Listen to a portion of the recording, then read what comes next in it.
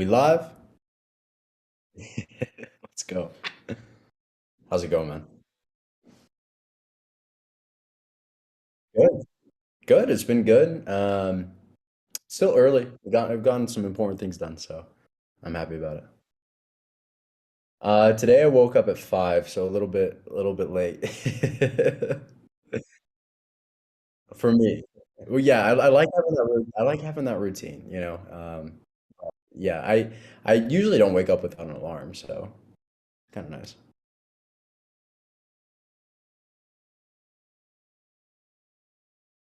Yeah. Bright and early. Yeah, well, like I said, dude, when you know how early I go to bed, it's not as impressive because going to bed at 8 p.m. a lot of the times it sucks. Yesterday I actually went to bed late though. We went to Jen's, a Korean barbecue place. That place is it's beautiful. So good. I love it. But sweet man, I have a lot of notes. I know you have a lot of notes. You want to just jump straight into it? Sweet. Do you have any topics you want to talk about, or do you want me to start?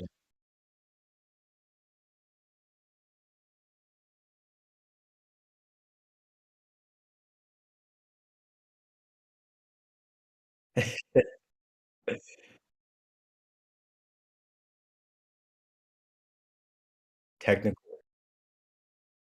Ooh.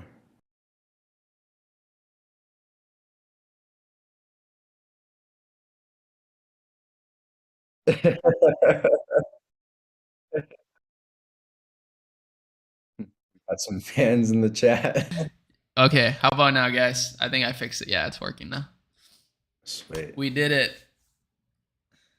But Figured it out. yes, I was saying, yeah, it is kind of a dropshipping podcast, really just anything, but business related podcast. So e commerce, dropshipping, crypto, Agencies. agency, sales, lead gen, All of it. ROAS. Okay. So you have some great topics that I think would be worth discussing here. Yeah, I'll start with last year. So my entire life, I feel like I've been pretty frugal. I'm actually, and it's not necessarily something where I'm like super proud of. I think oftentimes it holds me back because I'm scared to spend money. Yeah. And you know that whole saying where it's like scared money doesn't make money. Hmm. I feel like that's definitely true. And in the past, whenever I have spent money, I feel like I've done a poor job of allocating it. One of Hmm. the conversations that I had last year was with one of my buddies, and he was asking me why I never like bought courses or mentorship programs or masterminds or whatever it is. Hmm. And I was just, my only answer that I had at the time was that I was scared to. I didn't want to spend the money. I didn't see the value, XYZ. Hmm. And he finally convinced me after like an hour long conversation to invest in one. He's like, just invest in one, you'll make that money back and tell me if it's worth it. And I was like, all right. So I went on a little bit of a journey. I went and looked at a bunch of different gurus and masterminds and all these different things to figure out, okay, which one's the right one for me. The hard part was is I wasn't entirely clear with what I was struggling with at the time. Hmm. And I finally landed on systems. That was one thing that I felt like I needed to clean up, get better at. And Systems. so systems, yeah, just like getting better organization, having process behind how you do things, and really building predictability into your fulfillment, if it's a Hmm. service or a product, or also building predictability into your sales. So having a process around how you're generating income. And so I landed on one mastermind last year that I spent $36,000 on. And whenever I tell most people how much it was, they're just like, A what? lot of money, Because bro. Yeah. yeah, because a lot of courses are like 500 bucks or 1,000 or whatever it is. But this mastermind was really solid. It was with a bunch of people who are really high quality. And I want to kind of just talk about my experience from that and Hmm. whether or not I got the ROI. Yeah. So one thing that since then I've joined quite a few groups. One thing that I've realized is the more money you spend, the higher quality the people are just by nature. So even if the course material isn't necessarily like the highest quality, the group of people that you end up being able to surround yourself by is way higher. And it's always dependent, for me at least, what I've seen so far, on how much is spent. So it's Hmm. kind of like this, ticket to admission where, the higher you pay, the higher the individuals, and that's just kind of the general trend that I see. That's So interesting. yeah, last year spent 36,000, and from sales, I pulled the data, and from the sales that I could directly correlate from that program, from things that I learned, I generated $495,000 back. So I don't know what the Dang. That's like over I a don't know what the 10x. revenue is. Yeah, it's over 10x. And so that one course alone was totally worth it. What are the things that I got from it? One was that I just got one or two key things. So the course was going to be about like 40 or 50 things that, you should implement into your business that, make sense. And I tried implementing the majority of them, but there was one or two key things that really just opened up my eyes. Hmm. The first one was just the power of copywriting and how important that is towards your messaging, and finding the right person. One of the things that was very eye-opening for me is the pain that you advertise is the customer that you choose. And so, what does that mean? That basically means that if you're selling a program for people on how to get rich quick, that's the pain that people have. You're going to get a bunch of people who are just wanting to get rich quick and are short-sighted. So Yeah. whatever pain you advertise is the customer you choose, and so being mindful of that and using that to your advantage is very helpful. And then two is just the acquisition systems. We built up two or three different acquisition systems. We were able to get one that we really nailed, which is cold email, for our agency, and that alone was able to generate us, roughly $500,000 from that one sales channel alone. And Hmm. to be honest, I didn't even use the exact method that was inside of that course, but it just set me on that Yeah, path it of inspired you. understanding. Yeah, exactly. He set me on that path of understanding, like, oh, this is something I should probably figure out. So that's number one. Crazy. And then number two is just the key connections. I have a few joint ventures with people that I got from that mastermind that I would have never met otherwise. My operations guy came from a connection that I got from that mastermind. So my business has developed so much because of that one investment. And it's hard to, think back if I was making that decision now of whether or not I would have known that these things would have happened. There's no way I would have been able to tell. So at some point, it's kind of like taking this leap of faith.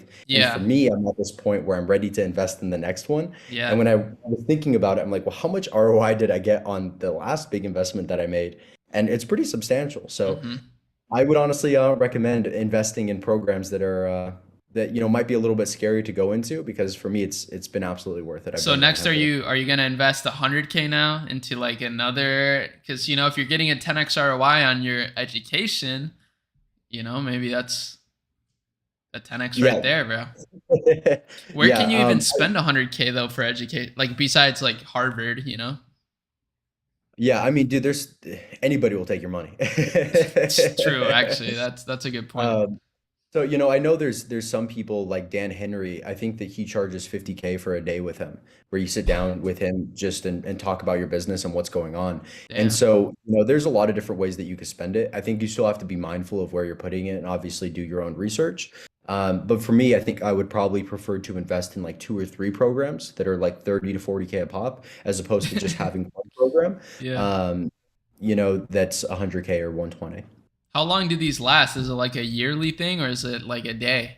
When you're paying like 30K for like a coaching mastermind or mentorship, what is it? What does that even look like, bro? Yeah, so with the one that I invested in, it was a year. Okay. So when you kind of average it out, it was 3K a month, which is still hefty, right? That's like roughly $100 a day that you're spending on this thing that you're not maybe using every single day, or at least taking advantage of. The way that this program was set up was, one, you got like a bunch of digital assets, so like videos and documents and things like that that kind of set you on the right path. But then Hmm. there was also live events, where you would meet up with other people that were in this group, and that's That's actually where I cool. got the value, because just meeting people and understanding what they're doing inside their business is cool. But the best thing that I got from it was like the mentality of seeing how other people think about their money and the lack of scarcity that they have whenever they're going and making money. Because all the people that I was surrounding myself by, they weren't scared to spend 30K, or they weren't scared to spend 50K, because they knew that if they actually implemented the things that were inside of these programs or built the right connections, that's it's easy to make that money back. Yeah. And so just having that mentality, I think, is super important, and that's really what I got from it. Wow, that's insane. I mean, that's how much it's insane when you think of it as like some online education thing that you pursued on your own, but it's not insane when you think of it as like just high level education, because that's how much high level education traditionally costs nowadays in the US. There's so many schools that charge 30K a year. Like Oh like yeah. almost every school charges 30K a year, I feel like. Yeah, and I think that there's like obviously a big trend of people who are just like, I'm not going to go to college, I'm going to be an entrepreneur. And like, that's great, but that doesn't mean that you can't learn or that you shouldn't learn. Like, you still have to take your education seriously, if not more seriously than if you were in college, because now your life actually depends on it. Because if you don't make the whole entrepreneurship thing work, now you're SOL, which is shorthand for shit out of luck.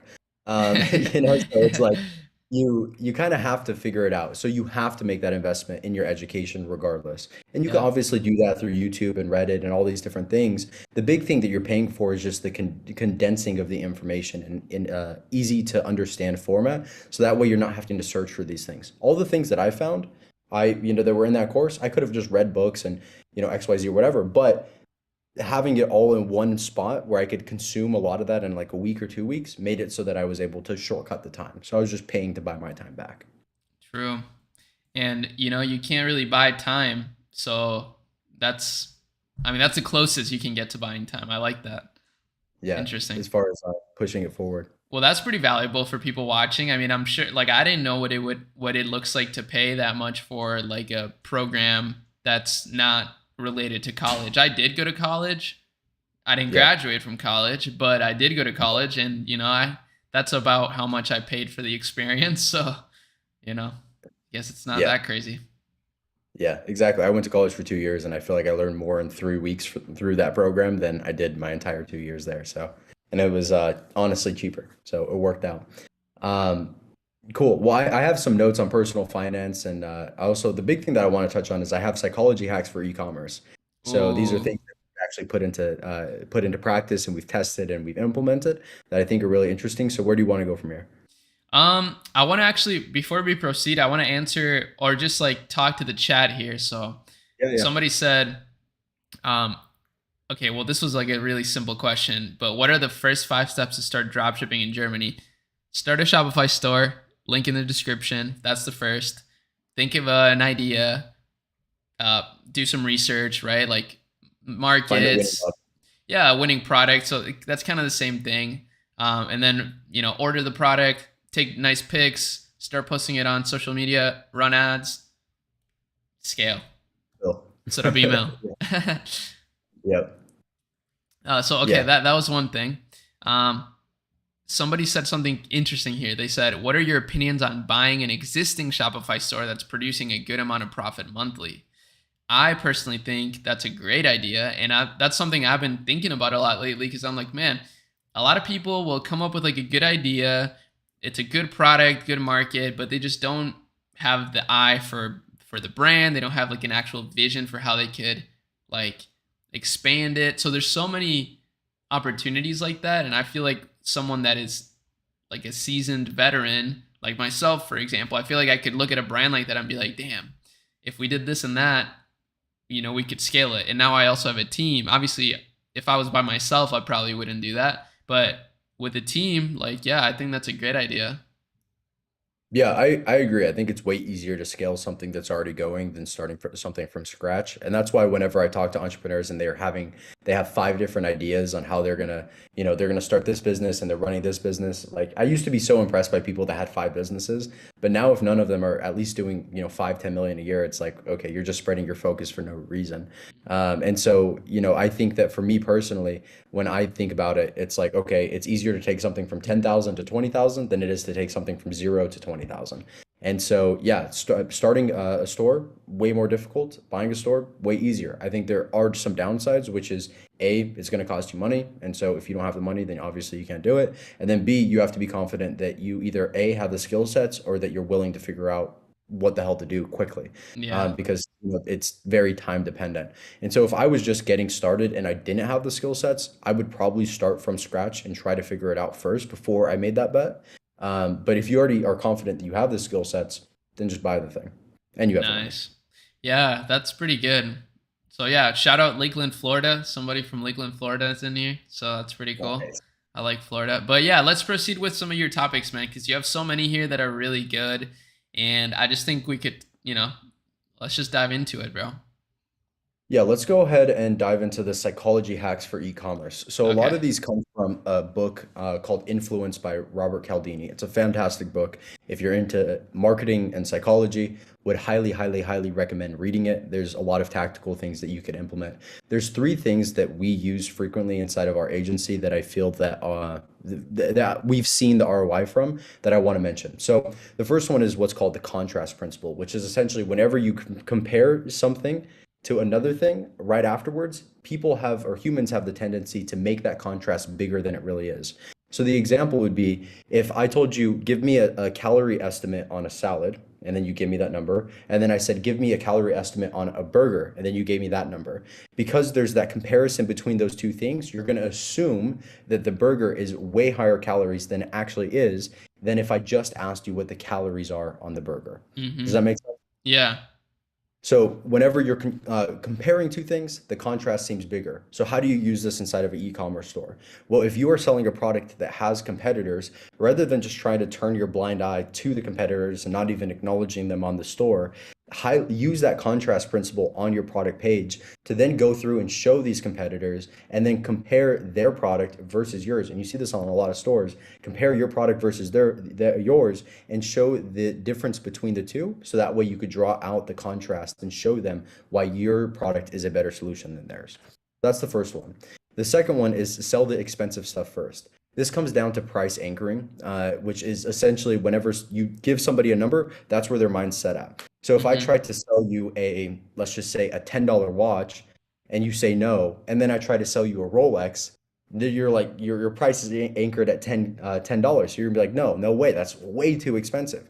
Where if I try to sell you a Rolex first and you said no, and then I try to sell you the $10 watch, that price is anchored at 15, 20, $30,000. So that Yeah. $10 watch is gonna feel like absolutely nothing. And so this is the principle of just using the most expensive variant of your product as the first thing that they see rather than using the lowest. I often see the e-commerce brand owners, if they have one product and it has a silver variant and then a gold variant, let's just say it's a necklace, they'll go for the silver variant because it's cheaper as the first product, and then the gold variant as the second product, and try to make it so that people don't have that sticker shock. And I understand that method, but whenever we've split tested it, we've actually had a better result showing the more expensive thing first, and then Mm-hmm. showing the less expensive thing second. This is something that you could also use inside of your upsells on the back end. So if somebody buys a really expensive product, offering them something cheaper on the back end makes them much more likely to make a purchase. So that's number two. And then number three is value stacking. So dealerships, if you've ever bought a car in person, you know what this is like, where they will negotiate out the car price first. Let's just say that you land on $30,000, and then afterwards they will go through and start to give you all of the different upgrades that you can do individually. So they try to value stack you on all these additional upgrades where they're like, do you want Yeah. the fancy radio? Do you want the heated seats? Do you want, The body you know, kit the or body stuff like kit and that. all these different things. And the reason that they do that is because again, your price is going to be anchored at the price of the car. So then saying $800 for a radio doesn't feel like that much compared to the 30,000. So you're able to then compare the two prices a little bit more, and you get a higher value from that. And then the big thing is if you're trying to use this inside of e-commerce, if you could get them to agree on the base value of the product, then whenever you give them additional things on top of that, I like adding them as bonuses, so for free, Mm-hmm. um, it makes it so that the sell then becomes a no-brainer. So if you sold let's just say if you sold a smoothie product, there was like 30 days of a smoothie, and they say, okay, cool, this price for $20 makes sense. I'm happy with that. And then you gave them the bonus after the fact and you value stacked it and you said, oh, and you're also going to get these 15 recipes as a digital download after the fact. It makes it so that entire sale is going to be much more likely to happen because their original anchor was at the initial $30 value. Damn.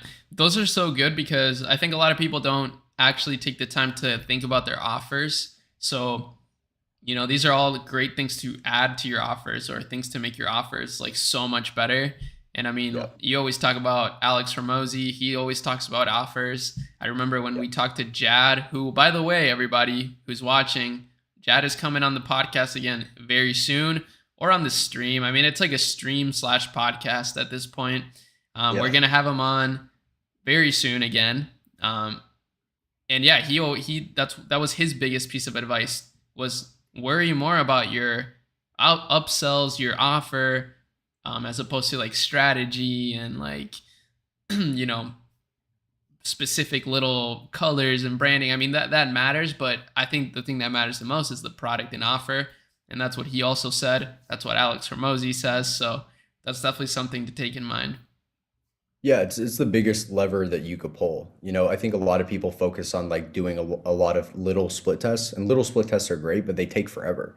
And so if you don't already have a high amount of sales and a high amount of traffic, little split tests don't matter. So trying different offers and different headlines and things like that are going to be the biggest lever. So yeah, I definitely agree. Nice. Somebody asked the goal of Netsphere. The goal of Netsphere is just to build the best community of business creators, entrepreneurs, and that's it. Just make it like Yeah. the coolest community. That's what I want. Just like the best community. And a lot of this, like everything right now is free. Like you can join the Discord for free, podcast, the content. We have a free course. So it's pretty dope, man. I mean, I think that's cool. I think it's nice to have everything be so accessible. And I just want to grow the community. I'm sure you feel the same. So like make sure you guys are joining that stuff. It's really great resources and it's free. So check it out. Yeah. Yeah, I agree. I think the access to the people that they want to have access to otherwise, because you do have the following, we're able to get some solid people on the podcast that probably want to talk about their business, like Dan Folger. Yeah. He's a massive, massive, massive business. hmm And you don't really have any interviews of him, across YouTube or anywhere else. And so the fact that we're able to get him on and have him talk about how he grew the business is exciting for me, and that's what I enjoy. It's so cool, bro. And I mean, this is just the beginning, guys. This all started like super randomly. I can Yeah. totally see us getting on conversations with like really insane business owners out there. I mean, fuck it. Yeah. Like, let's get Elon Musk on here one day, just Yeah, like that'd be on the awesome. stream. Yeah. Yeah. That'd be cool. Um, cool. What's next? Um, okay. What's next? Let's see. I mean, we can always that's what I like about the chat, is like the chat is actually We could pretty just ask. active. I kind of wish I would have I would have activated chat on just like the screen, because it's cool to see the chat going on the screen. But Yeah. anyways, somebody said, um, let's see, what is some stuff? Is it possible to start if I'm from Africa? Yes, 100%. 100%. As long as you have internet access and you're over 18, maybe not even over 18, but a lot of platforms like payment processors and stuff, they require you to be of age. So like you got to be an adult. Somebody said TikTok in 2 years, bigger than Facebook, Snap, Google, Pinterest, and Apple platforms. So like TikTok bigger than this. Our views, what do we think about that? Do we think TikTok in 2 years is going to be bigger than all those things combined? I'll let you go I don't. first. Okay, I don't yeah, think so. that's a Yeah, so resounding things like no. Facebook, Snap, Google, Pinterest, Apple, when you look at the amount of advertising spend on Facebook, it's still going up. Even though it feels like, man, It's crazy, bro. nobody can advertise on there. The bigger brands that we have, a lot of them are still predominantly on Facebook. And so the amount of attention that they have there and the amount of momentum they have, is insane. I think that TikTok still has a long ways for improving their ad platform. We're seeing them make a ton of changes right now. And that's something that I was actually talking about Nas, where her entire thing is TikTok ads, and she was talking about how many changes they are consistently making, and some of them are great and some of them suck. And so Yeah. Facebook's more in the place where they already have a lot of the kinks worked out, and it's just now you get to use the platform and it's solid. Where TikTok's still in those early stages. I think 2 years is unlikely that they would be bigger than Facebook from an ad spend level altogether, to be honest. But Yeah. all of them together, I definitely don't think so. Yeah, I agree. I think like if you compare it to Facebook, it could be possible, Yeah. but yeah, if you combine Google, for sure you're done. Like that's already kind of out of the question, I think. But yeah, And Apple purely in platform ad and spend Pinterest. perspective, Yeah, exactly. Purely from an ad spend perspective. I mean, in terms I of would. engagement and users, though, um, I still don't think so. I don't know. I still don't think so. And I feel like there may even be more regulation in the future, in terms of like their algorithms, because I do think TikTok is like it's too addictive, bro. Like that thing is it's almost dangerous, but um, it's also a really good tool though for getting good messages out there, for people to be able to grow their audience, their communities. So as long as people use it for good, but you can't necessarily trust everybody to use it for good. And the app Yeah. itself runs on, being able to capture people's attention for as long as possible. So like, I don't know. I wonder if in like 20 years, 30 years, we'll look back and be like, damn, I can't believe we like allowed that to happen or something. Yeah, I mean, one of the craziest thoughts that I feel like I had in the last like couple of months was just realizing that these social media platforms are just dopamine farms. Like Yeah. literally all they're doing is just farming our dopamine in a systematic way in order to capture attention, and then they're just reselling that attention to advertisers. Hmm. With TikTok, I think it's probably bigger than Snapchat already as far Oh as like an yeah. ad perspective. But yeah, Google, Facebook, and Pinterest, I think they'll be lagging behind for a while. Yeah. By the way, somebody said, can you guys reveal some of your brands? And I'm going to say no. And I know that this might be annoying to hear, but I just had a conversation, for example, yesterday with this guy, who I'm actually going to have on the channel soon as well. So stay tuned for that. But his store was doing 800K a month. And he told me that he was in a Discord group. I'm not going to say the Discord group. He didn't even tell me the Discord group, so I don't even know what it is, but that's what he said. And then he mentioned how he used to always post screenshots of his progress. And then, he would post his store for people's feedback and stuff like that. And a store ended up popping up with the exact same designs, exact everything, right? And he kept trying to DMCA takedown, like do a DMCA takedown on them.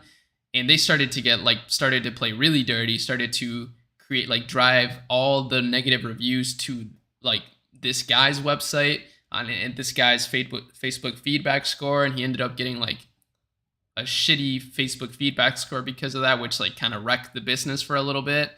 Um, and when he kind of confronted them, he like kept sending them emails. They were like, "You shouldn't have revealed your store on Discord." So he was Yeah. like, "What? Like, what the fuck? Can't believe like someone would do that." So that's one thing I just want to mention is like, sure, I'm sure every single person watching this is like amazing, and you guys are all super cool because you're subscribers of the channel, but you can't trust everybody out there. So like, you gotta, when you're putting yourself out there or putting any information out there, even like your Shopify screenshots, I would suggest you be at least a little bit careful because there's people that will do anything for an extra like little bit of money. So got to be Yeah. careful out there. Yeah. I agree. Somebody asked, how valuable will SMS be in the next 10 years in direct to consumer stuff? Yo, what up, It's Timothy? already valuable. It's already valuable. We do SMS for our clients, and the results that you can get from SMS are insane. I think there are some drawbacks to it. Obviously, there's a lot of regulation around SMS. There's less around email. There's that whole saying where they say that marketers ruin everything, and it's the truth.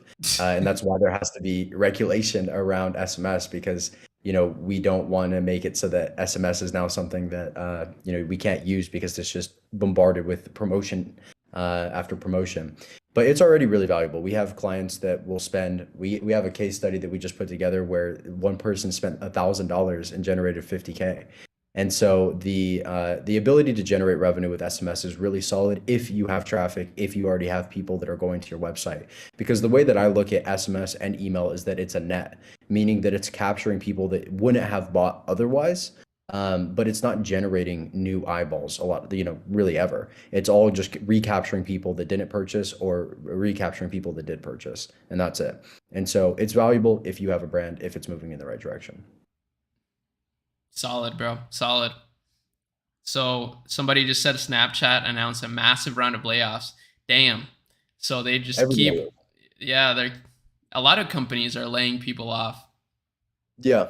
Yeah, I honestly stay away from like a lot of the news, and I think that, it's not necessarily bad to be super in tune with what's going on, but at the same time, I feel like I just have to focus on like what matters to me and what I could control. Yeah, And I at the end of agree. the day, if we have a massive recession, what can I do about it? Nothing except for push and push harder and expand. And so I don't pay attention to any of the noise. Yeah, I agree. And Alan also mentioned that there's plenty of social media people that do reveal their businesses, and so the chances are low. I agree, like 100%. I'm all Like about Frankie, building in public. Yeah, for sure. But I think you're also underestimating, like, first of all, the people that are watching this kind of content are all people that are wanting to start businesses. Whereas, like, the people watching, let's say, Mr. Beast, are not necessarily watching them to copy his chocolate brand. You know what I mean? Like, they're watching him to get entertained. So there's like better product market fit. Whereas, like, if I was to talk about my like e-commerce brands, like, it doesn't really make sense. Like, you guys wouldn't buy from it. So all that you guys would probably do is try to copy it. So it's like, you well, see what I mean? Like, I think it depends on the person a lot. I I think it also depends on where the business is too. And Like if that too, yeah. there's a moat around it, like if Mr. Beast could reveal his brand because the way that he's building his brands is based off of his platform. And so Exactly. somebody can go ahead and try to copy, and make chocolate bars or whatever, but they don't have his platform. And he's the only person that has that. If you have a proprietary product that you have like a patent on or something like that, then yeah, reveal it because anybody that tries to copy you, you could just take down. It's not the end of the world. Or if it's like, Exactly. really, really difficult to make where there's a lot of hoops that you have to jump through and it's very cost intensive, then I think it's totally fine. Or if you have many years in the business and you've already established your name. For me, I don't have any e-commerce brands right now. I just have Settler Systems. We just run the agency. I'm very big on just focusing on one thing. I've had them in the past. Hmm. But yeah, I think if you already have that moat, then sure, do it. But if you're still Facts. very much still in the process of building it, then adding additional attention to it from people that are entrepreneurs is where it gets dangerous. And it creates unnecessary competition that doesn't have to be there. And there isn't really much benefit for you, Ari, to reveal your brands because what's the point? Like, what do you get from it? Yeah. Well, that exactly, bro. That's what I'm saying. And I know that may be tough to hear or whatever, but it makes sense. Like, if you think about it, it kind of makes sense. Um, Timothy said Jonathan and his team killed it with SMS on his store. SMS is sick. Let's Hey, go. Yeah, shout out Settler Systems. Timothy's a killer. How's it going, man? Okay, so let's see. There are many e-commerce stores. How to separate my store with almost the same products which are available in other markets and other sites as well. Ooh, what do you think here? So I think there's a few things. I think number one is the brand. Timothy's a great example of that. I'm not going to mention the brand because it's not worth it. That'd be But ironic after what we just talked about. yeah, that was super ironic. No, but like Timothy's a great example of that. We should have him on the channel at some point too. But with his brand, that's something that a lot of people could replicate. But he has a fantastic brand and he's building up a community. So for me, it's brand, it's community, and then it's the offer. So those are like the three things that I think that you could really differentiate yourself on. So if you could build up something that's unique and has a personality and speaks to a certain audience, that's number one. If you do that, great. Then number two becomes very easy. Building up a community, having the email list, having an SMS list, a Discord, a Facebook group, something like that where people are able to interact. And especially if it's a passionate audience, where people could then go through and relate to your brand and come back for more information and things like that. That's the second biggest thing, build up your social channels. And then the third for me is going to be the offer. What are you presenting to people and can you present it in a way that's unique? There's so many ways to make your offers unique that people just don't think of. So for example, if you had a clothing store, let's just say it's fast fashion like Fashion Nova, you could be selling the same t-shirts and everything that everybody else has, but an offer that you could do that would make separate you and make you unique would make it so that your products are available for 1 week only. So you have these curated products that go onto your website and you do the collection launch, and then after the week they're gone, and then you do another collection launch. So that's something that would then become very difficult for people to replicate you because you're moving so quickly, and then you also become known for that, the way that you're structuring it. And Yeah, so a lot of really unique elements to the offer that can also be integrated. So brand, community, offer. I agree. I think those nail it. Like, for me, it would definitely be community, like how you build your community, who is your community. Like, you could think of a more specific segment of people to target, or like a different way to appeal to them, like even different like language. If you speak to your customers differently than another brand, like, that could set you apart. I mean, I've seen it with so many brands. Like, I know, for example, a ton of jewelry brands that are out there, and like, I know some that are very edgy and specific, and they both sell jewelry, right? But it's like, one of them, they have a completely different personality. So I think the community and the branding give your brand a personality, and I think that's what sets it apart. It's like kind of what sets apart, us to other podcasts. It's like it's us, right? It's our Yep. personalities, our questions, our branding, not necessarily even the guests, right? Like a lot of podcasts have the same guests on like they go from podcast to podcast, but people still watch these different podcasts because of the people. So people, man, people, it's always down to people. Yeah. I agree. We were just talking about that last week where we said, people over systems. For the longest time, I was so focused on systems, and it's all about the people. Yeah, and so letting that personality shine through for whatever you are building, I think is a massive aspect of that. Facts. Chat's active Damn. today. Yeah, and we got 25 people live. Hopefully, by the end of the year, we get a podcast with over 100 people live. I think Oh, I I want to want start like doing way more streams. I think we could do 1,000. 1,000? Okay. I like that. Fuck it. 1,000. But yeah, I actually got to go though. So that's not going to help get to 1,000, Oh, but I do got to yeah, go. yeah, it is Um, late. yeah, I had a call that I had to make, and Jonathan and I were just talking before this like way too much, and it's all right though. We'll do this again. Like I said, I want to do way more streams, unofficial streams, bring other people on to here, like just talk, just connect, Like Yeah, I have such a good time talking to you and just talking to people, talking with the chat. So no reason not to do this more. yeah, absolutely.